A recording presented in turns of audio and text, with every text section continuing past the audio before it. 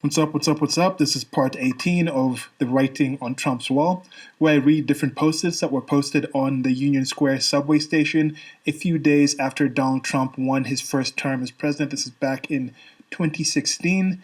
And I read these keeping in mind that people literally mean figuratively, especially when they're talking about politics, and I think specifically with Americans. But my post-it was what you see on the screen right now: the Trump train to MAGA land is for everyone.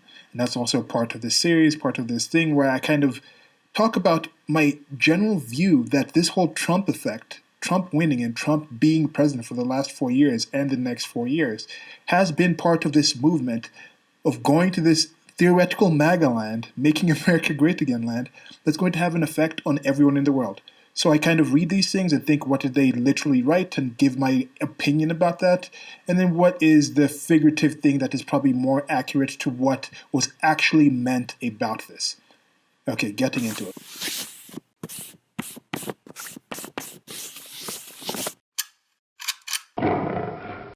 So with current affairs, I have been watching almost daily the live broadcast of President Trump giving his White House pressers about the current pandemic, and just seeing the interaction between him and the media. I like seeing that live, hearing what he says, and then going to different media outlets and see what the coverage is, see what they think is important for you to know about it. And just seeing his interaction, seeing his behavior, seeing the way people treat him and talk to him and react to him. And he's come out and admitted, he's like, look, I can't just keep my mouth shut. I can't just let you ask me and treat me in a certain way and then bow my head and walk off. He's pointed to Vice President Mike Pence and said, yeah, he is more restrained. He is more polite, but that's not me. That's not who I am. And this is someone that I recognize, this who's who Trump was from the beginning, and he still had my support. In fact, part of the reason he had my support was him not being your typical politician.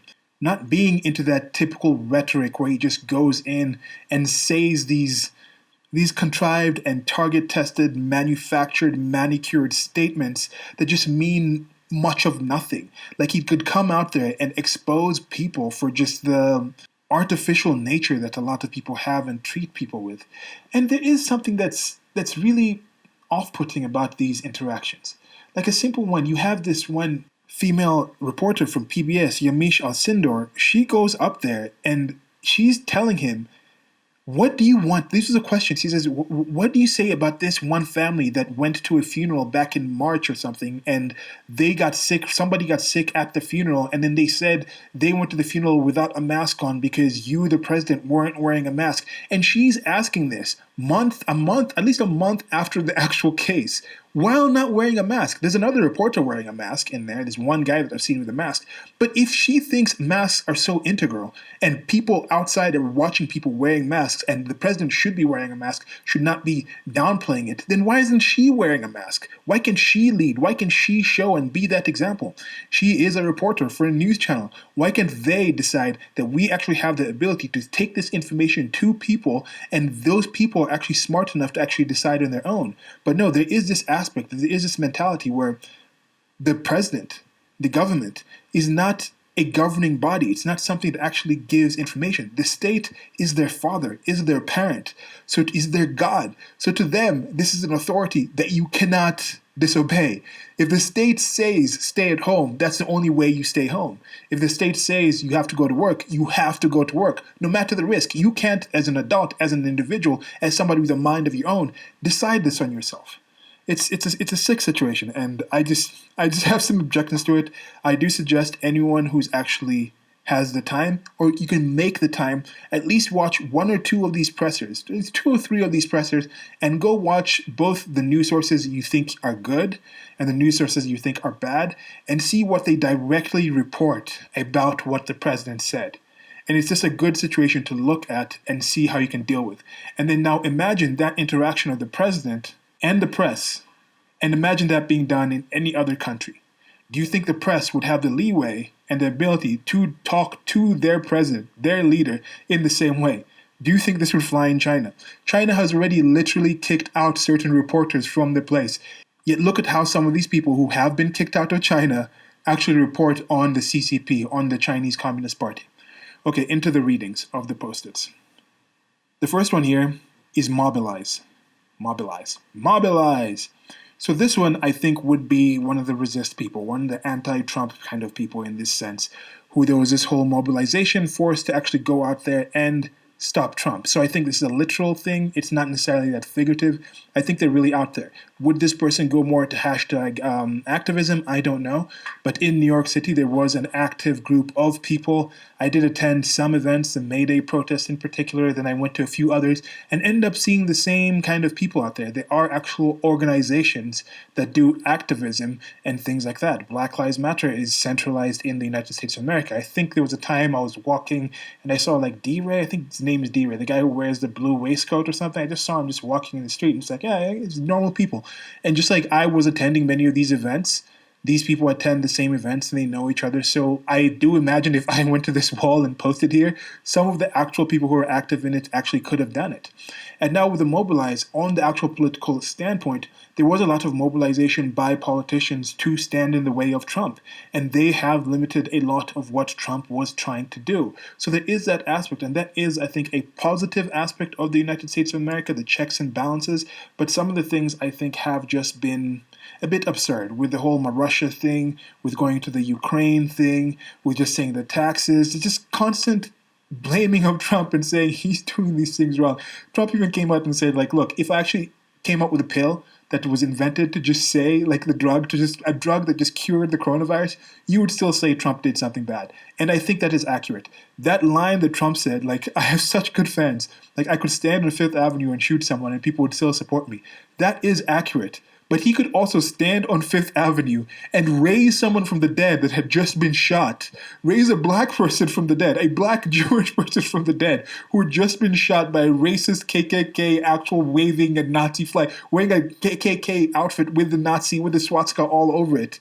And he would still be called racist and a garbage president by a lot of people on the political left. That's how it is. It goes both ways. There's some people who blindly support him. There's some people who are also just blindly against him, no matter what, despite what he does. And that's accurate. Now, this Mobilize thing, right now there's a lot of mobilization going on with people who are coming out against the actual shutdowns. Now, there's big disconnects where you have very wealthy people or rather well-off people, people can work from home, people who are in certain locations, and they don't seem to understand. You have reporters making 7 figures, 6 figures, saying, why are these protesters not just staying at home? Like, hey, some of these people literally don't have the money to actually move on to the next day. Some of these people need that money in order to just support their family. Some of these people are so used to just working daily, and not every single state, not every single location is in the same situation as New York City. We don't know some of these figures, so just have some kind of understanding that these people actually want to be out there. Now, you look at the support for mobilization of certain groups, of certain environments, on certain things, and they have support of that.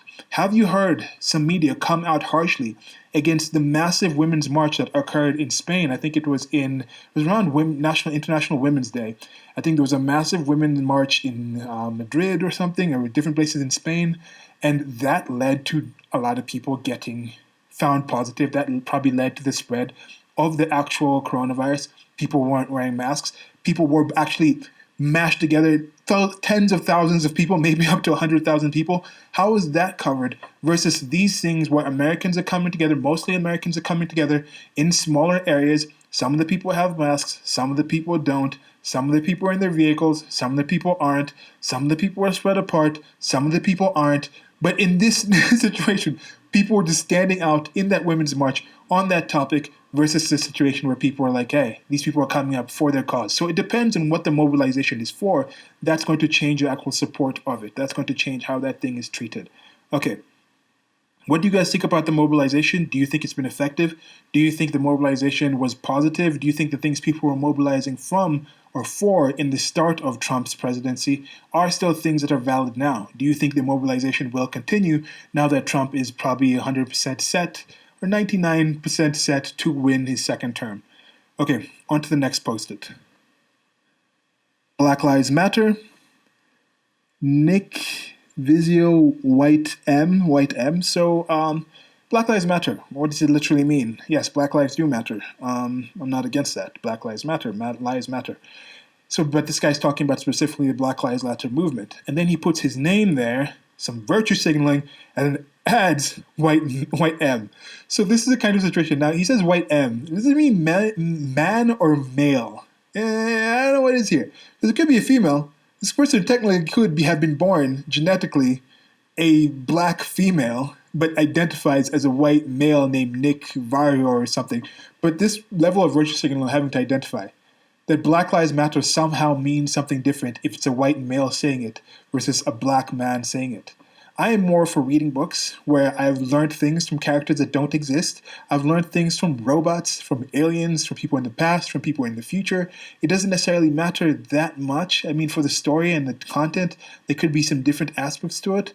But some of these things, if somebody's making the actual case that Black Lives Matter and they show me the actual figures showing that this is actually a negative thing that's targeting black lives, I don't care who it's coming from. I don't care if it's coming from Mixel Plexel, the little alien from that DC Comics and things. I don't care who it's coming from. If it's the actual fact and the actual information, let me know. With the Black Lives Matter thing, there is something specific with the current situation. They're talking about how African Americans and black people are, in some areas, seem to be overrepresented in the actual number of people found positive with the coronavirus compared to the actual population numbers.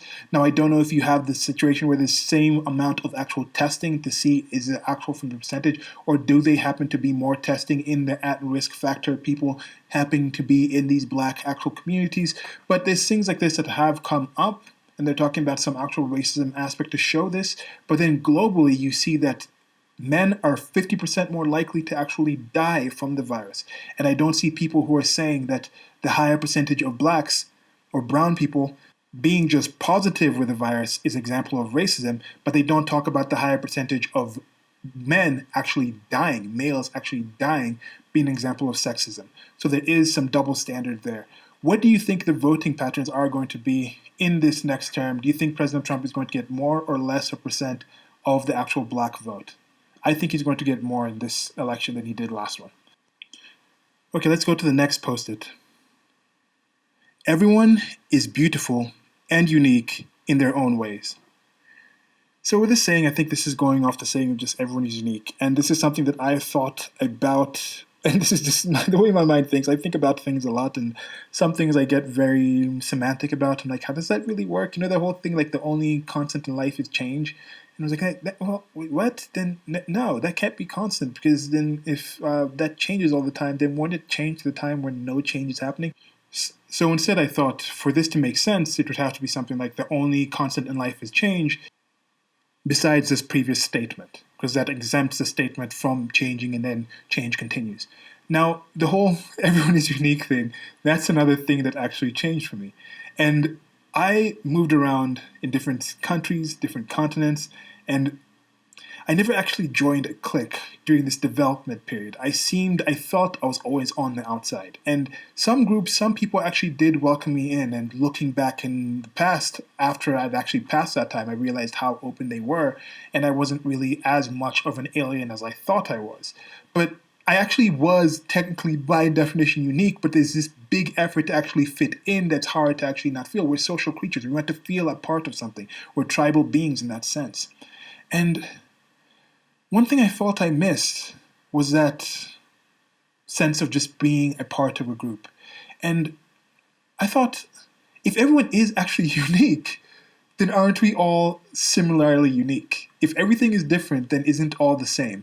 And you see a lot of groups right now, a lot of people pushing these special snowflake type of issues, where you end up finding that there's a lot of similarities between these people. They think they're so unique. Oh, I'm this trendy group. I'm going to be wearing this fashion style. But hey, all of a sudden there's thousands of people wearing this fashion style. You all actually kind of the same in that thing.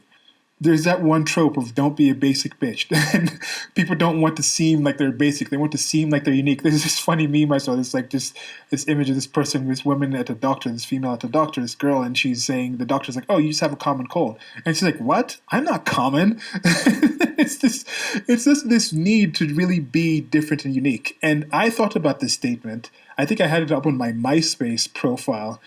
I think even my Friendster, which is that's super dating me, for anybody who knows what Friendster is. So this is a statement. There's also merchandise that's going to be on the screen right now as I'm saying this. Unlike everybody else, I am not unique. So let me just break that down. So unlike everybody else, so I'm not like everybody else. Everybody else is unique. I am not unique.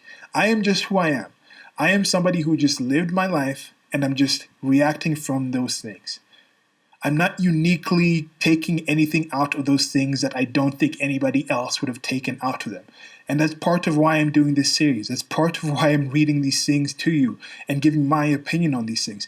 Because I don't think the things that I'm coming to, the understanding, the opinions, the ideas that I'm coming to are somehow so unique that you can't actually grasp them, that other people can't understand these.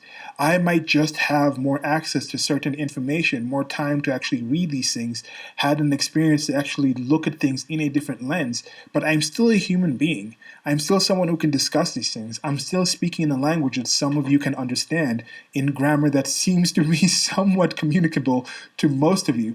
And maybe me sharing these post-its with you, and then you telling me what you think about the post-its, agreeing with what I'm saying, oh, maybe they're talking about these other things.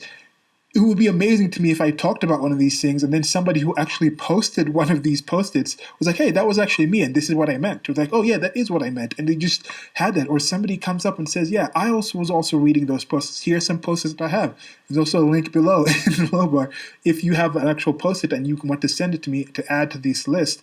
And it's just something that I'm thinking, sharing information, not feeling that you have to conform to a certain ideal of diversity that you think exists.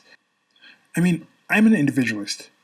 By definition, by you personally being you hearing this right now, you could be sitting in a stadium with 100,000 people listening to what I'm saying right now, if that was a situation. But you would still be uniquely you in that situation, uniquely taking that information. Pretty much no one else in there, unless you're talking about some kind of future state where you can have like multiple bodies and then all 100,000 people could be you and sharing the same kind of information, sharing some kind of hive mind. But despite that, you would all be physically in a different location, but then maybe if your minds are connected, then you could be all experiencing and hearing the voice from all these different locations and it'd be kind of this loop. So there's kind of ways where you can say, oh, just by existing, I'm saying like right now, just by simply existing, as who you are, that is unique enough already. You don't have to add anything else. Now, everything else above that, it's okay to be part of a group. It's okay to have some conformity. It's okay to go away from this thing. It's okay to stray from that. You don't have to just have this constant drive to just feel you're unique. One thing I'm rather certain of is there is at least one person who can actually fully appreciate who you are. And the good thing about it is that person is you. You don't have to look for that person. That might be the only person that can truly, fully appreciate who you are. So start there, start with the individual, and then build from there. So that's it for this one. Like, share, and subscribe. Links below to the merchandise store where you can get that. Unlike everybody else, I am not unique merchandise on different things. There's like shirts, there's coasters, there's pillows, there's clocks, there's stickers and all sorts of things. I think the stickers would be cool. You just post that around and you'd be like, what is this thing? What is this thing? Maybe I should put like some kind of website on it. Anyway, so that's it for now. Like, share, and subscribe. This is part 18 of the series. Check out others in the series. You can check out other videos on my channel as well. Let me know what you guys think in the comments section. Till next time, goodbye.